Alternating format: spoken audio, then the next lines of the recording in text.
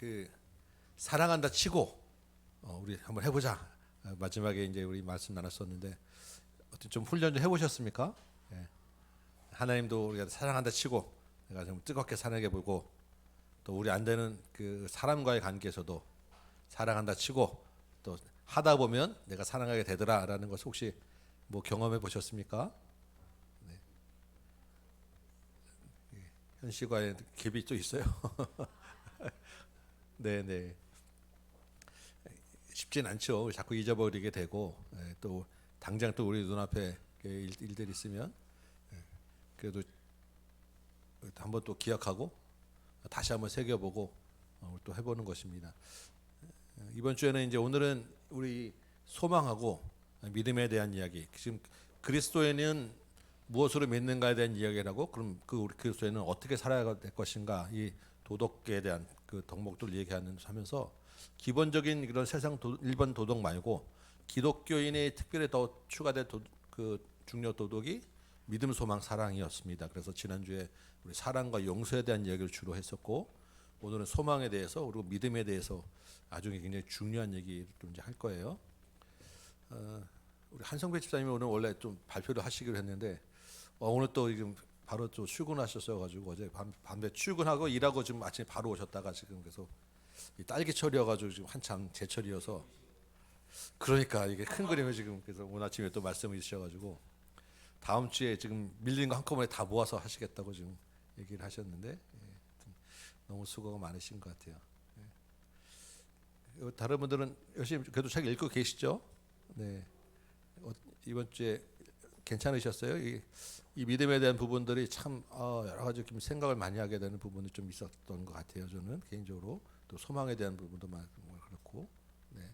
같이 한번 좀 책 좀 보면서 다시 한번 좀 읽어보도록 합시다.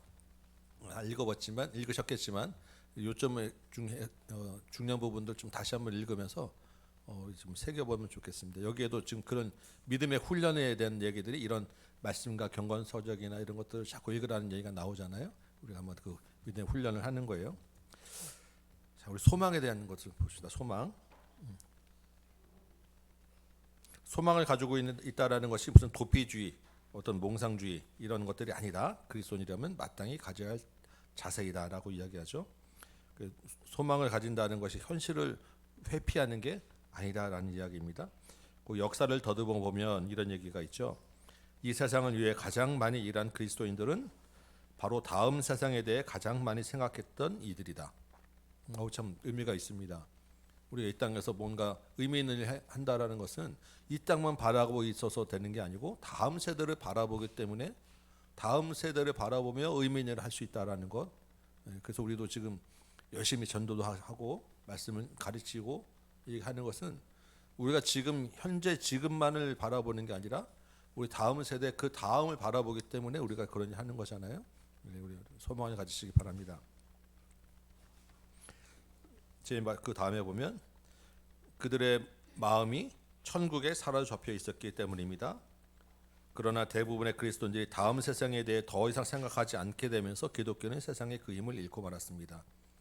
이게 기독교가 세상과 구별되는 그 포인트 중에 하나가 소망이 있었다라는 건데 소망이 있으면 우리가 다음 세대를 바라보기 때문에 세상이 흔들리지 않을 수 있는데 우리가 소망을 버리고 지극히 현실적인 것에 바라보고 현실과 타협하면서 세상과 다를 바가 없이 되었다라는 아주 뼈아픈 일침이에요. 천국을 지향하면 세상을 덤으로 얻을 것입니다. 그러나 세상을 지향하면 둘 다 잃을 것입니다. 네. 그 밑에 한 다음 달락 볼까요? 천국을 바란다는 것은 우리 대부분에게 몹시 어려운 일입니다. 사셨죠? 고작 개야 천국에 가면 세상 떠난 친구들을 다시 만날 수 있겠다라고 생각하는 정도지요. 네. 어제도 그 놀이터 갔는데 어느 할머니를 잠깐 만나서 이제 이야기하는데 그냥 좀 있다가 나 이제 그 영감 먼저 하늘나라 보냈는데 거기 만나러 갈 거야 뭐 이런 얘기를 하시더라고요. 그래서 하늘나라 천국에 가시려면 지금 예수님을 믿으셔야 됩니다. 그랬더니 그 잘 이제 좀 예수님 뭐라도 하나님 믿으면 되지 뭐 그냥 그냥 그러고 이제 그냥 뚝 뱉고 가시길래 하나님을 믿는 것은 예수님을 믿으셔야 됩니다. 몇 번 이제 얘기하고 보냈는데 그냥 그 생각 그냥 가면 뭐 천국에 가면 있지. 근데 그 전제는 나는 천국에 간다라는 전제예요. 그 이야기는 또 먼저 보내신 분도 천국에 있다는 전제. 근데 그걸 누가 장담할 수 있겠습니까? 지금 내가 천국에 있다는 전제는 내가 예수님을 분명히 믿는다는 믿음의 전제에 따른 것인데 우리가 사람들이 그렇게 생각하지 않고 그냥 나는 천국에 갈 것이다라고 생각한다라는 거예요. 그 분명한 그 개념의 정리가 필요한 거예요. 그래서 우리가 복음이 필요하고 전도가 필요하고 깨닫게 해줘야 되는, 알게 해야 되는, 왜 천국을 우리가 어떻게 갈 수 있느냐에 대한 것들을 알려줘야 된다는 게 어제 다시 한번 그 얘기를 나누면서 그분 할머니 여기 근처에 사시던데 나이 드신 분 또 한 번 다시 생각이 됩니다. 그냥 무조건 천국에 간다라는 전제는 우리에게 없어요. 그렇죠, 맞죠? 네, 믿는 우리도 마찬가지입니다. 분명한 믿음이 있을 때 이야기가 되는 거예요. 근데 그 밑에 보면 이렇게 우리가 천국을 바라기 어려운 이유 중에 하나는 우리가 그 훈련을 받지 못했기 때문에 우리 이 땅에서 받는 교육은 다 이 세상에 관한 것에 중심되어 있기 때문에 사실 천국을 바라보지 못한다라는 것 하나 있었고, 또 한 가지 천국을 정말 바라는 마음이 있을 때조차 우리 자신이 그것을 깨닫지 못한다는 데 있습니다. 대부분의 경우 진정으로 자기 마음을 들여다볼 줄만 안다면 자신이 이 세상에서 얻을 수 없는 무언가를 바라보고 있다는 것. 내가 알지 못하지만 내 안에서는 이미 다른 그 천국을 바라보고 소망하고 있다라는 것, 내가 바랄 수 없는 것들을 갖고 싶어하는 내 마음의 속에 있다라는 것을 이야기하는 것입니다. 그래서 그런 만족감을 얻기 위해서 여행도 가고 환경도 바꿔보고 여러 가지 쾌락을 쫓아가지만 결국 이 땅의 것으로는 그것을 만족할 수 없었다라는 거예요. 근데 그 내 마음에서 그게 있는데 그것을 나는 깨닫지 못하고 있으니까 그 가만히 생각해 보라라는 것입니다. 우리 안에는 이미 소망에 대한 그런 그 마음이 있다라는 거예요. 그래서 그 만족할 줄 모르고 갈망하는 그것을 채우기 위해서 어리석은 사람들은, 보통 일반 사람들이 택하는 방식이 뭐냐면 환경을 본다는 거. 이 나라 가서 마음에 안 들면 다른 나라 또 가보고, 여기까지 해서 마음에 안 들면 또 바꿔보고, 여러 가지로 바꿔가면서 쾌락을 쫓아서 끊임없이 가보는데 결국 만족감을 얻지 못하고 그냥 무언가를 찾고자 하다가 끝나는, 맛있는 음식점 열심히 찾아다니지만 해봐야 끝까지 가서 마지막에는 그것을 다 채우지 못하고, 어떤 성적인 욕구를 채우기 위해서 타락의 길로 가면 갈수록 만족하면 되니까 더 자극적인 것, 더 쾌락적인 것을 쫓아가고, 그렇게 살다가 인생 끝나는 것이 일반적인 어리석은 사람이다. 근데 그거보다는 조금 그래도 지각 있다고 하는 사람, 조금 난 사람이 뭐냐면 현실적인 사람, 어차피 이건 안 되는 거야라고 빠르게 포기하는 사람. 이 사람들은 그냥 그래서 현실적으로 그냥 보기에는 문제는 없지만 뭘 놓친다는 거예요?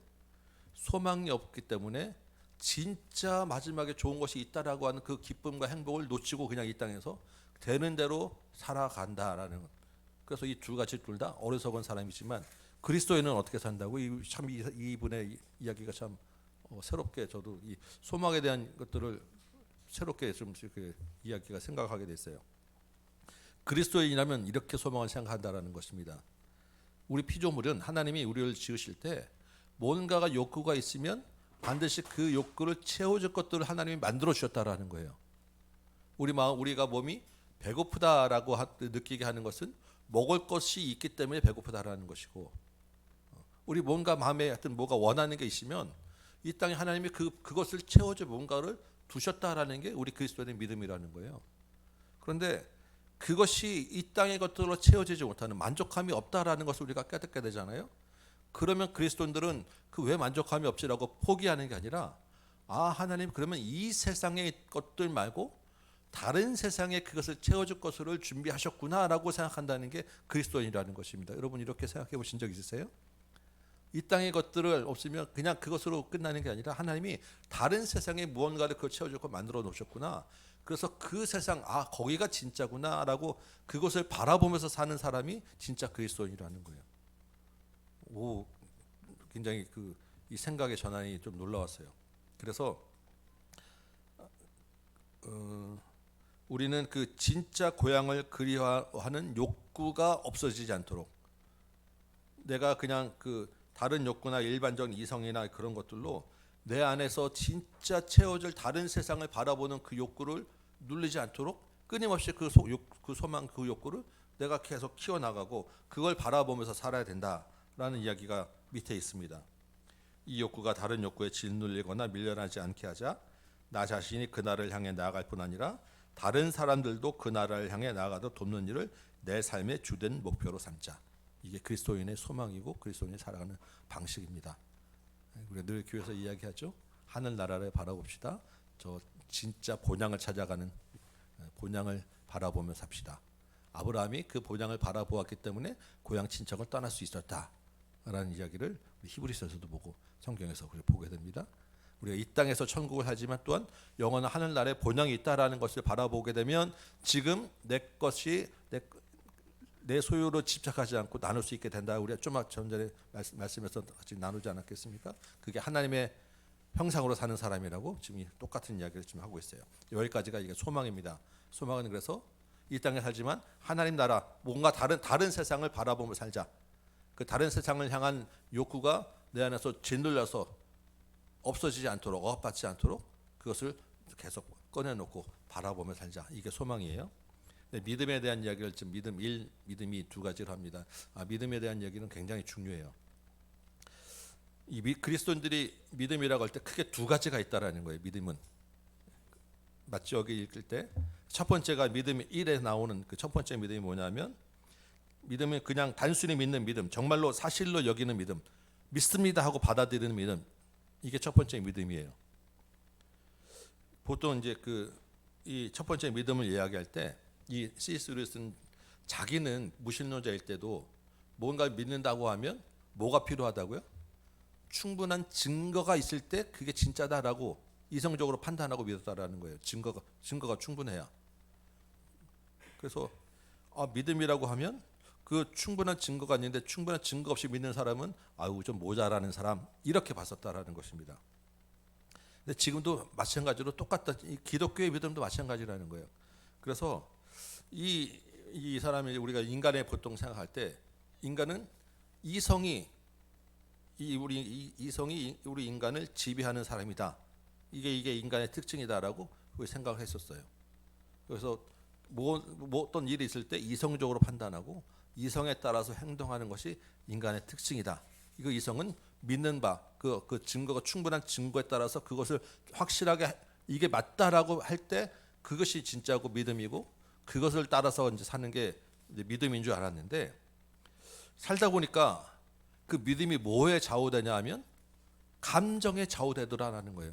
감정. 그리고 그때 달라지는 기분에 따라서 기분이 좋고 기분이 처지고에 따라서 그 이성이 가지고 있는 분명한 그 증거가 있음에도 불구하고 내 마음이 달라지더라라는 것입니다. 그러면서 여기 뭐 술 쓸 때 올라갈 때 마취하는 의사 이런 얘기도 하고 여러 가지 이야기를 하지 않겠습니까? 분명히 이성적으로는 물에 사람이 둥둥 뜨는 것을 알고 있지만 막상 물에 빠지면 두려움 때문에 발버둥치다가 가라앉게 되더라. 그런 감정, 기분 이런 것들이 이성을 뛰어넘기 때문에 믿음도 사실 우리가 이 성경적인 충분한 증거가 있음에도 불구하고 옆에서 살살살살 그게 아니야라고 꼬시거나 막상 현실에서 어떤 그것을 믿음을 뛰어넘는 믿음을 방해하는 그런 유혹이나 어려움이 닥치면 막 믿음이 흔들리더라. 그래서 여기에 이제 중요한 재미있는 이야기가 있습니다. 제가 221페이지인데요. 기독교를 믿을 때에도 같은 일이 일어납니다. 그러면 찾으셨어요? 기독교를 믿으라는 것은 기독교를 믿을 증거의 무게가 충분치 않은데도 무조건 받아들이라는 말이 아닙니다. 우리는 그렇게 막 맹목적으로 무조건 믿으라는 게 아니에요. 성경에 충분한 증거가 있고 우리의 나타나는 계시만으로도 믿을 수 있다는 충분한 그 근거가 있다라는 것입니다. 그런데 이렇게 믿음을 가졌을 때 내가 믿는다라고 했을 때 갑자기 느닷없이 이런저런 감정들이 들고 나서 나의 믿음에 전격적인 공격을 감행해 오더라. 그래서 내가 기독교를 믿지 않았으면 그 밑에 한 넷째 줄 밑에 내려가 버리면 기독교가 사실이 아니라면 아주 편했을 상황들이 닥치더라라는 것입니다. 내가 예수를 믿지 않았으면 그냥 눈 딱 감고 조금 세금 띄어먹고 예수를 믿지 않았으면 기독교를 받아들이지 않았으면 그냥 조금 남몰래 그냥 뭐 남도 하는 식으로 내가 그냥 뒤로 이익 좀 챙기는 거 아무 문제 없었는데 기독교를 믿으니까 그게 자꾸 찔려가지고 곤란하게 되더라. 기독교를 믿으니까 사람들이 너 예수 믿는데 왜 그래? 라고는 다른 사람들 지들 다 나쁜 짓 하면서 내가 조금 뭐가 실수하니까 갑자기 막 비난하더라. 기독교를 안 믿었으면 나 참 세상 편하게 살았을 텐데 믿는다는 것 때문에 이런 내 마음과 감정을 흔들리는 일들이 막 생겨가지고 기독교를 용서하라 그러는데 용서 못하는 저 사람은 어떻게 해야 되지? 이런 그 곤란한 일들이 갑자기 막 생겨지더라라는 이야기입니다. 여러분 어떻습니까? 그렇지 않겠습니까? 예수 믿지 않았으면 세상에서 그냥 편하게 살 수도 있었는데 불편해지는 게 우리 기독교예요. 그런 그 일시적으로 기독교에 반대되는 그런 순간들이 막 생겨가지고 그렇기 때문에 우리가 믿습니다라고 하는 믿음은 뭐냐면 그렇게 기독교를 믿음으로 생기는 그런 감정의 변화와 기분의 변화 이러한 것들 때문에 내 마음이 상하는 것을 떨쳐내고 내가 믿습니다라는 것을 끝까지 가져갈 수 있는 기술이라고 했는데 그것을 훈련하는 것이 믿음의 훈련. 이게 필요하다. 내가 믿습니다라는 것은 자꾸 내가 그 믿음을 방해하는 것들을 떨쳐내는 그런 훈련들을 해야 돼서 이 믿음을 위한 습관을 길러야 된다라는 게 이 말씀이에요. 이 믿음의 습관을 어떻게 길러냐면 믿음의 습관을 훈련한 첫 단계는 하고 단락이 있습니다. 찾으셨어요? 예, 거기 한번 누가 읽어주실래요? 믿음의 습관을 훈련하는 첫 단계부터 쭉 그 밑에 그 단락을.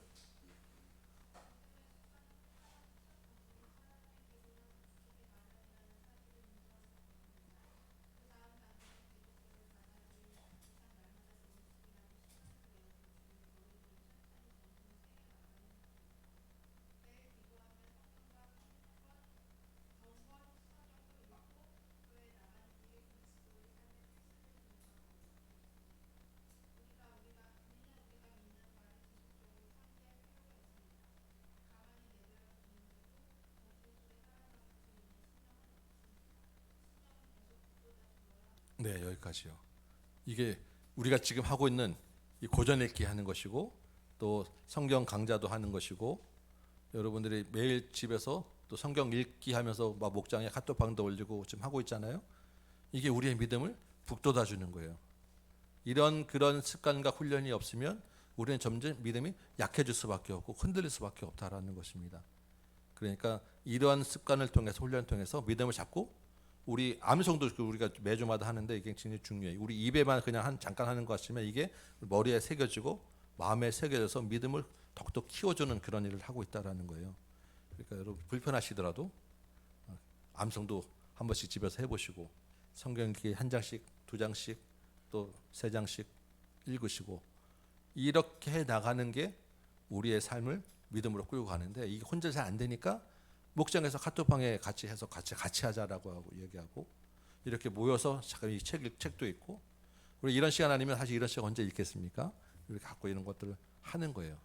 이렇게 자꾸 귀찮게 하는 공동체가 좋은 공동체입니다, 여러분. 가만 내버려두면 우리 잘 알잖아요. 그냥 예배드리고 그냥 밥 먹고 가면 이런 거 안 해요. 그 중에 일부 특별한 사람만 하실 거예요. 우리 이내용 주장 같으신 분만. 엄청 책 많이 읽으시거든요. 그런 분 외에는 대부분은 그냥 살게 바빠요. 일이 없어도 책을 안 잡습니다. 요즘은 더더군다나 유튜브 보지. 그냥 좀 잠자지. 믿음과 관련된 활동을 안 하는 것이 여기 있잖아요. 안 하도록 만드는 것이 우리의 공격이에요. 그래서 의도적으로 믿음에 대한 훈련을 좀 할 필요가 있다. 이 이야기입니다. 자, 두 번째 믿음의 의미를 좀 볼까요? 이제 믿음의 두 번째 의미, 좀 더 고차원적인 의미에 대해서 이야기해 봅시다. 그래서 몇 주 전에 그 겸손에 대한 이야기를 했는데 겸손해지는 첫째 단계가 뭐냐면 자기가 교만하다는 것을 깨닫는 것이 겸손이었다라는 이야기를 했었습니다. 믿음도 마찬가지였다라는 이야기하는 거예요. 그러면서 선을 행하기 위해 그렇게 돼 있는 단락이 있죠. 선을 행하기 위해 치열한 노력을 한번 기울여 보십시오. 하루 말고 한 6주, 대여섯 주 동안 치열하게 한번 내가 그래서 선하게 한번 살아봐야지 하고 작정하고 한번 힘써 보라는 것입니다. 결과는 어떻게 될까요? 결과는 안 되는구나라는 것을 깨닫게 될 거다라는 것입니다. 내가 아무리 선하게 살아봐야지 하고 작정하고 달려들어 봤는데 한 6주만 해봐라. 한 6주만 해보면 내가 얼마나 악한 사람인지 알게 될 거야. 내 입으로는 선을 행할 수 없다라는 것을 알게 될 거야라는 이야기를 하는 거예요. 그러면서 유혹이 얼마나 센지는 유혹과 맞서 싸워봐야 알고, 적군이 얼마나 센지는 적군이 맞서 싸워봐야 아는 것처럼, 이렇게 정말 내가 얼마나 믿음 없는 사람인지도 내가 믿음을 한번 살아봐야지 알 수 있다라는 것입니다. 그래서 이야기의 관점은 내가 정말로 실패할 수밖에 없는 사람이다, 이걸 깨달으라는 거예요. 그래야 그 다음에 믿음이 생긴다라는 것입니다. 내가 얼마나 죄인인지, 우리 교회에서 맨날 하는 얘기죠. 내가 얼마나 죄인인지, 내가 얼마나 죄인의 개수인지 이걸 알 때 거기에 믿음이 생긴다는 거예요. 왜냐하면 내가 안 된다는 것을 알면 어떻게 돼요? 나를 도와줄 대상을 찾게 되고 손을 내미는데 그분이 바로 우리 주 예수님. 예수님께 손을 내밀고 예수님을 신뢰하고 예수님을 붙잡게 되는, 그게 바로 진짜 믿음이라는 거예요. 첫 번째, 내가 믿습니다라는 것은 믿음의 훈련으로 내가 내 신념을 키워가게 됐지만 그것만 가지고는 안 되고, 진짜 믿음은 나는 안 되는구나라는 것을 깨닫게 돼서 그 내가 안 되는 것을 그리스도를 의지합니다라고 바꿔낼 때 이게 진짜 믿음으로 바뀐다. 그래서 자, 그렇다면 봅시다. 224페이지고요. 자, 그렇다면 봅시다. 우리가 기독교의 덕목들을 진지하게 실천해 보고자 할 때 알게 되는 중요한 사실은 우리가 실패한다는 것입니다. 하나님과, 두 줄 밑에, 하나님과 우리의 관계를 일종의 거래로 보는 생각. 내가 뭔가 계약을 잘 준수하면, 내가 잘 살면 하나님도 나의 당연히 내 요구를 들어주실 거야 라고 하는 생각은 깨끗이 버려야 된다는 거예요. 기본적으로 내가 그렇게 잘 살 수 없기 때문에. 그래서 우리에게 되는 것은 당연히 주시는 게 아니라 은혜로 하나님이 우리에게 채워주시는 거다. 이게 정말로 중요한 믿음의 포인트입니다. 그 다음 단락 밑에 한 대여섯 줄 정도 밑에 보시면 하나님은 이 모든 상황을 알고 계십니다. 어떤 상황이요? 내가 안 된다는 것. 그래서 내가 하나님과 거래해 보고자 하는 이런 생각을 산산조각 내는 것이 원래 본래 기독교가 하는 일입니다. 하나님은 여러분이 이 시험에 통과할 점수를 따거나 하나님께 권리 주장할 여지가 전혀 없다는 것을 발견하는 이 순간을 기다리십니다. 내가 실패해서 하나님 도저히 안 돼요라는 것을 기다린다는 거예요. 물에 빠진 사람 구해낼 때 보통 다 그런 얘기 하잖아요. 막 힘쓸 때는 가만히 내버려서 그 사람이 축 늘어져야 그때 건져와야 나도 살고 그 사람도 살고, 하나님이 그때까지 우리를 그냥 다 풀어서 내버려둔다는 거예요. 그래, 네 한번 해봐라. 물론 하나님이 그 중간중간에 넘어지지 않도록, 죽지 않도록 도와주시지만 내 마음대로 하겠다는 것을 끝까지 풀어놔서 안 될 때 다시 끌어당길 수 있다는 거예요. 그럴 때 발견하게 되는 사실은 여러분이 가진 모든 기능, 즉 생각하는 능력이나 순간순간 팔다리를 움직이는 능력은 모두 하나님이 주신 것이다. 그래서 여러분이 삶의 매 순간에 전적으로 하나님을 섬기는 데 바치는 것은 어떤 의미에서 원래 그분의 것을 돌려드리는 일입니다. 우리 아까 바치라라는 게 뭐라고 그랬어요? 돌려드리다, 돌려주다. 이분이 지금 이 마가복음을 봤었나 봐요. 제가 제 선거 얼굴을 들었는지 봤는지 모르겠지만 똑같은 얘기를 하시는 거예요. 우리 믿음은 돌려드리는 것이다. 그냥 없는 것을 만들어서 바치는 게 아니라 주신 것을 다시 돌려드리는 것이다. 그래서 나는 내가 죽은 사람이다. 내가 죽어야 그리스도 안에서 다시 산다라는 게 믿음입니다. 그렇죠? 오늘 암송한 말씀, 내가 그리스도와 함께 십자가에 못 박혔나니 이제는 내가 산 것이 아니라 오직 내 안에 그리스도께서 사신 것이라. 이게 믿음이에요. 하나님의 것을 하나님께 돌려드린다. 제일 밑에 사람이 이 두 가지 사실을 발견할 때야 하나님은 실제로 일을 시작하실 수 있습니다라고 되어 있습니다. 찾으셨어요? 사람이 이 두 가지 사실을 발견할 때 두 가지 사실을 뭘 발견해야 되겠습니까? 첫 번째는 사람은 실패할 수밖에 없다.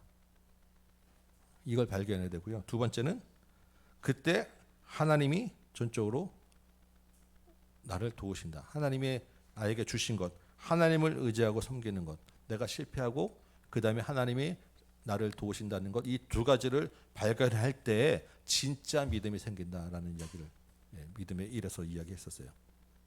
마지막 이제 그 믿음이 여기에 대한 이야기를 조금 더 두 번째 믿음에 대해서 내가 그냥 믿습니다 말고 내가 실패해서 하나님을 전적으로 신뢰하게 됩니다라고 하는 이 믿음에 대해서 조금만 더 얘기를 이제 하도록 하겠습니다. 믿음 위의 네 번째 줄 보면 기독교 안에는 그리스도인이 되기 전에 기독교 밖에 있을 때에도 이해할 수 있는 내용들이 있습니다. 그러나 그리스도인의 길을 어느 정도 걷고 난 후에야 이해할 수 있는 내용들도 아주 많습니다. 이게 뭐냐면 어린아이의 믿음과 장성한 분량의 믿음이 다르다라는 거예요. 믿음의 수준, 믿음의 선한 싸움을 싸워나가는 그 태도가 다른다. 처음에 예수 믿게 됐을 때는 그저 기쁠 수밖에 없고 너무나도 지금 행복할 수밖에 없고 내가 기도하는 게 다 들어주시는 것 같고, 근데 살다 보면 어떤 때가 있냐면 하나님이 내 기도에 침묵하실 때가 있고 하나님이 내가 원하는 거 기도했는데 안 들어주실 때가 있고 더 큰 어려움과 고난이 올 때도 있다라는 것입니다. 왜냐하면 어릴 때는 우리 아이들도 어릴 때는 그냥 원하는 거 다 해줬지만 크면 클수록 해달라는 거로 다 해줄 수는 없는 거예요. 왜냐하면 걔가 이제 이성이 있고 생각이 있고 장소가 있기 때문에 똑같습니다. 그래서 믿음도 그런 분량으로 자라야 되는데 그거는 그리스도인으로서 믿음의 삶을 살아내야 그때 거기서 알 수 있다라는 거예요.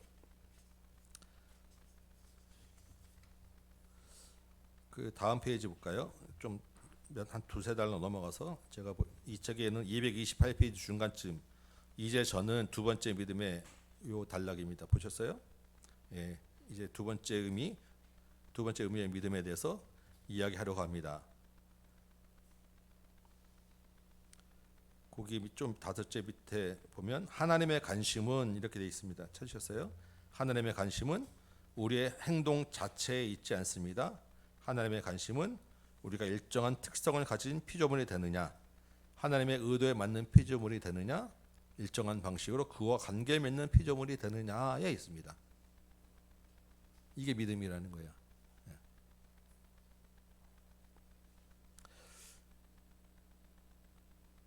그 밑에 보면 하나님과 바른 관계를 맺기만 하면 틀림없이 동료 피조물과도 바른 관계를 맺게 됩니다. 그러니까 먼저 뭐가 중요하다고요? 하나님과 바른 관계 맺는 것이 중요하다. 하나님과 관계를 어떻게 생각할 수 있냐면 우리는 거래로 생각할 수 있다라는 거예요. 내가 하나님 앞에서 잘하면 내 권리를 주장할 수 있다. 근데 그렇게 생각할 수 하는 한 하나님과 바른 관계를 맺을 수가 없고 내가 어떤 존재이고 하나님이 어떤 분에 대해서 오해하고 있는 것이다. 내가 완전히 파산했다는 사실을 발견하기 전까지는 하나님과 올바른 관계를 시작할 수 없습니다. 그 세 번째 줄 밑에 보면 우리가 하나님께 드리는 것은 모두 하나님께 받은 것이며 우리는 그나마 받은 것을 다 드리지 못하고 있다라는 것을 우리는 배워야 합니다. 맞죠? 하나님의 것은 하나님에게가 바로 이 말씀입니다. 하나님의 것은 하나님에게 돌려드려야 된다. 근데 우리가 받은 것이 너무나 크기 때문에 다 돌려드릴 수가 없어서 우리는 그저 감사하며 하나님의 그 형상으로 몸으로 좀 살아가겠습니다라는 게 우리가 돌려드리는 게 다라는 거예요. 그 다음 페이지 보시면 그런 의미에서 볼 때 우리가 하나님의 법을 지킬 수 없다는 사실을 발견할 수 있는 유일한 방법은 그것을 지켜보려고 있는 힘껏 노력해보다가 실패하는 것입니다. 그런데 이렇게 실패하는 우리를 하나님은 저는 못합니다로 고백하는 우리를 오히려 하나님이 인도해 가신다. 그래서 그게 우리가 보통 키가 크고 잘하는 것은 내가 키가 큽니다라는 것을 느끼지 못하고 어느 순간에 보니까 1년 지나고 보니까 10cm 커 있고 이러잖아요. 그렇죠, 이재진 집사님? 키가 이렇게 느껴졌어요? 자고 일어나니까 이만큼 커 있고 그래요? 와, 진짜요? 우와.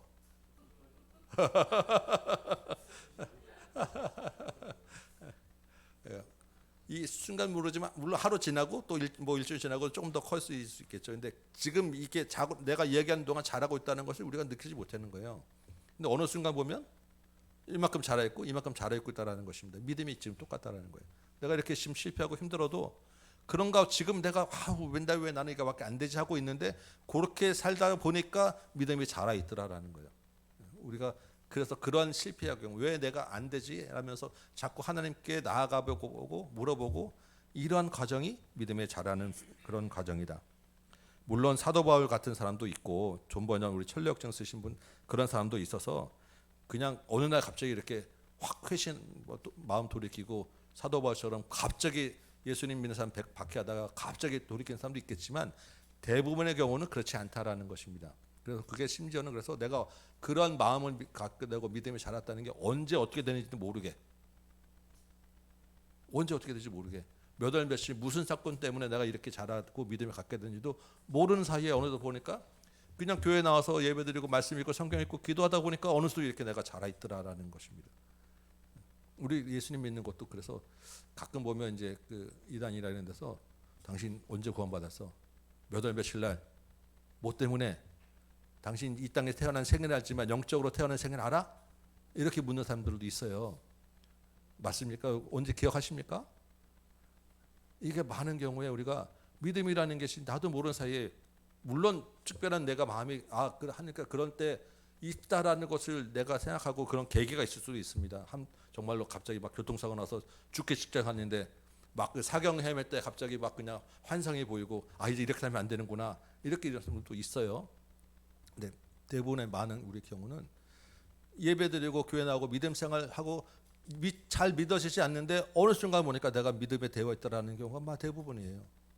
그리고 그것이 믿음이 이렇게 내가 한다고 자랐다라는 것이 1년 지나고 10년 지났는데 보니까 내가 여기까지 내가 믿고 있구나. 그러니까 중간중간에 그런 사건과 일들을 겪으면서 내가 여기까지 믿고 있네 이렇게 되는 경우가 많다라는 것입니다. 그러니까 너무 거기에 이게 막 나는 도대체 나는 그럼 예수 믿은 건가? 나는 어떤 이런 거에 너무 이렇게 부담이나 그것 때문에 시달리실 필요는 없으세요. 우리 믿음은 주님이 끊임없이 씨앗 열매 여러분 농사 지으시는 분 많으시잖아요.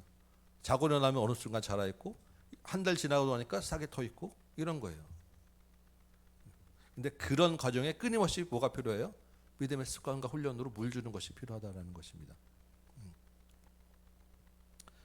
그래서 하나님께 맡긴다는 표현이 231페이지인데 중간에 하나님께 맡긴다는 표현이 오해를 불러시킬 수도 있다. 왜냐하면 우리가 아무것도 안 해도 되냐?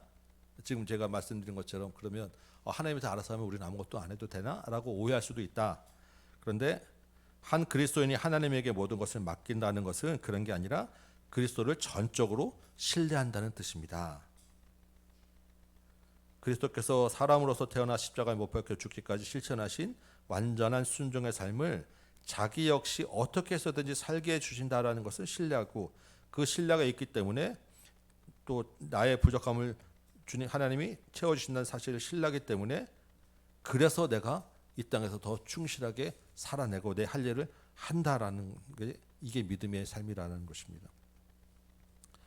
232페이지 보면 그리스도께서 어떤 것을 거저 주신다라는 말로 표현되어 있습니다. 아니 사실은 하나님이 우리에게 거저 주시죠. 은혜로 거저 주십니다. 그런데 문제는 자기가 지금껏 해온 모든 일과 할 수 있는 모든 일이 아무것도 아님을 인정하는 지점에 이르기까지 어렵다. 은혜로 주셨다라고 하면 나는 아무것도 아니야라는 것이 인정돼야 되는데 그게 어려운 거예요. 왜냐하면 우리가 한 수고가 있으니까. 그렇지만 그 수고가 노력을 포기하는 방식이 아니라 최선을 다해 노력하는 방식으로 내가 알아야 된다는 거예요. 그러니까 하나님이 나에게 은혜를 주시기 때문에 주신 은혜를 가지고 내가 열심히 살아야 되는 것이 그리스도인의 삶의 방식이지 내가 아무것도 안 해도 된다고는 완전히 다른 얘기다. 그래서 또 다른 의미에서 볼 때 모든 것을 그리스도께 맡긴다는 것은 노력을 포기한다는 뜻이 아닙니다. 신뢰하는 사람의 충고를 따르지 않는다는 것은 있을 수 없는 일입니다. 자신을 그에게 맡겼다면 그에게 순종하기 위해 노력하는 것이 당연한 순서입니다. 그러나 이때는 전과는 새로운 방식으로 그 전만큼 내 혼자 할 때만큼 안달하지 않고 노력하게 됩니다. 내가 힘쓰고 애쓰지만 그것 때문에 거기에 매몰되어 있지도 않고 평안을 잃지도 않고 내가 막 그냥 근심 걱정하지도 않는다라는 것입니다. 이게 아까 우리 설교 시간에 말씀드린 것처럼 하나님을 산자의 하나님으로 믿는 사람들이 이렇게 사는 거예요. 죽은 자의 하나님 믿는 것은 내 힘으로 하려고 안달하면서 사는 것이고 삶의 방식이 근본적으로 다른 믿음이 있다라는 것입니다. 그래서 여러분은 이제 구원받기 위해서가 아니라 구원이 이미 시작되었기 때문에 내가 구원받았기 때문에 이렇게 사는 것입니다.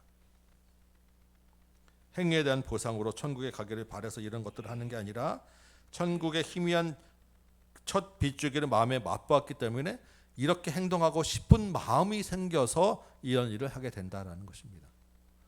내가 이런 일을 해야지 뭔가 얻으려고 하면 시험 보는 입시 앞두는 사람처럼 내가 앉아보지 못하고 이렇게 하면 안 돼. 어떻게 해야 되나 이렇게 하는데 이미 내가 그것을 마음에 얻고 맛보면 그것이 즐겁고 좋아서 하고 싶어서 하는 걸로 바뀌어진다는 거예요. 이게 우리의 믿음이에요.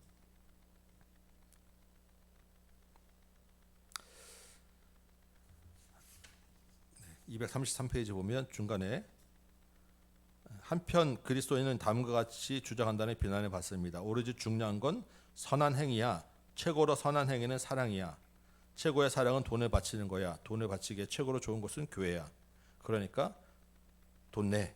그러면 내가 잘 될 거야. 잘 되게 해줄 거야.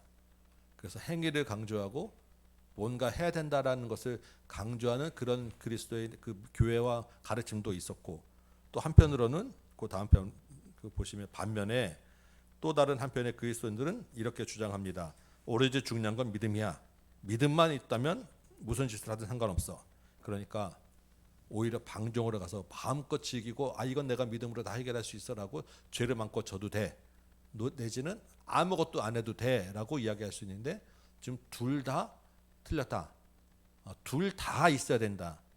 믿음이 필요하고 믿음이 있으면 그 믿음에 따르는 행위와 열매가 필요하다. 이게 야고보서 말씀 아니겠어요? 성경이 가르치는 바입니다. 그래서 이 빌립보서 2장 12절 13절에 보면 두렵고 떨림으로 너희 구원을 이루라.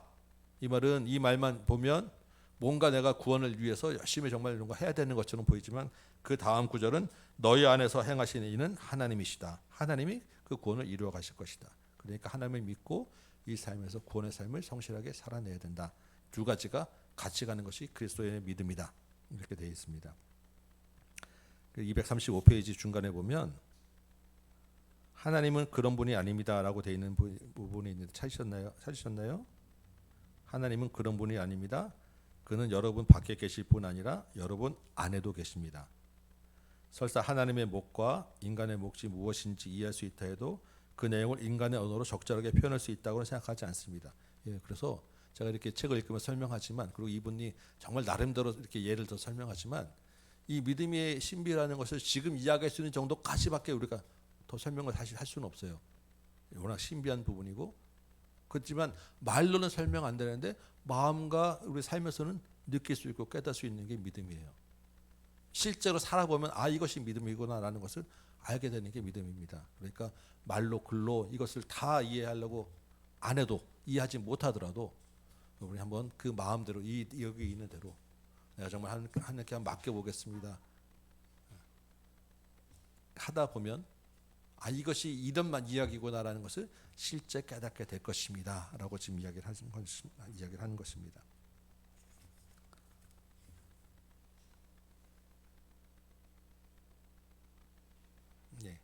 그래서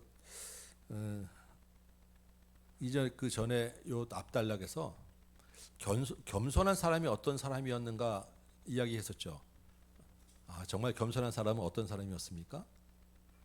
만났을 때 유쾌하고 쾌활한 사람이 겸손한 사람이었어요.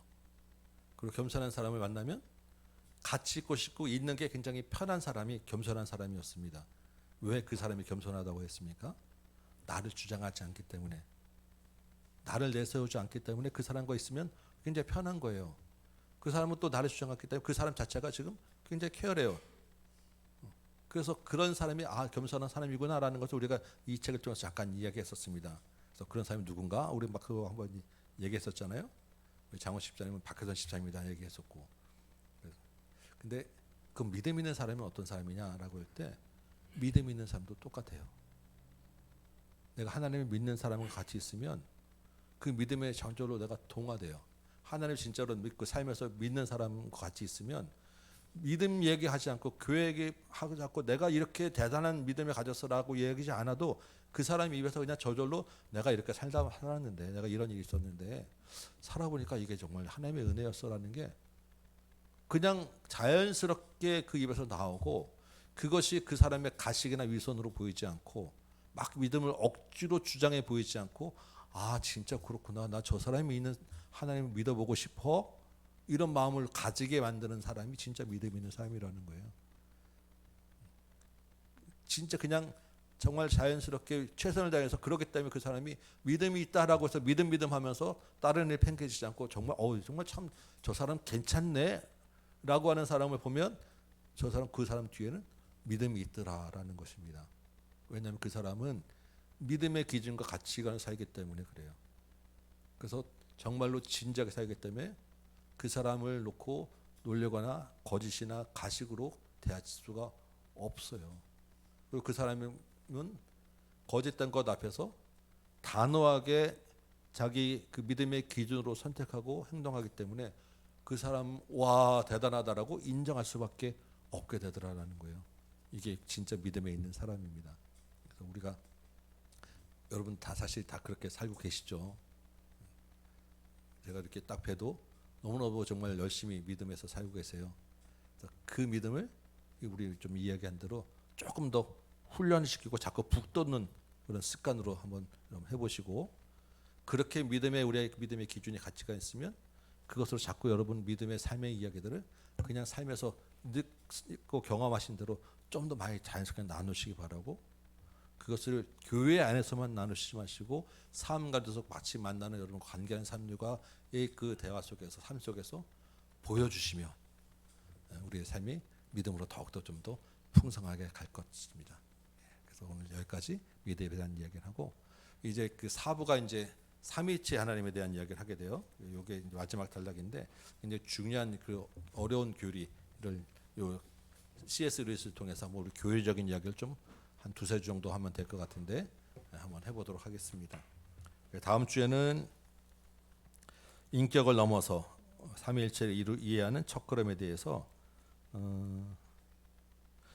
그 위에 그 조그만 세 단락, 세 개의 단락 만드는 것과 만나는 것, 삼위신 하나님, 시간과 시간 넘어 요렇게 세 개까지 한번 읽어오시면 여기에 대한 이야기를 잠깐 같이 한번 리뷰하도록 하겠습니다.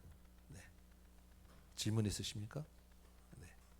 없으면 기도할까요? 네. 아버지 하나님, 우리에게 믿음도 주시고 믿음으로 살 수 있도록 인도해 가시니 감사합니다. 내 입으로 사는 것이 아니고 오직 하나님을 믿는 믿음으로 전적으로 나는 안 되지만 내 안에 계신 그리스도를 믿는 믿음으로 우리가 사는 줄 믿사오니 우리 안에서 그 믿음의 선한 열매를 많이 맺도록 도와주옵소서. 예수님의 이름으로 기도합니다. 아멘. 네, 수고하셨습니다.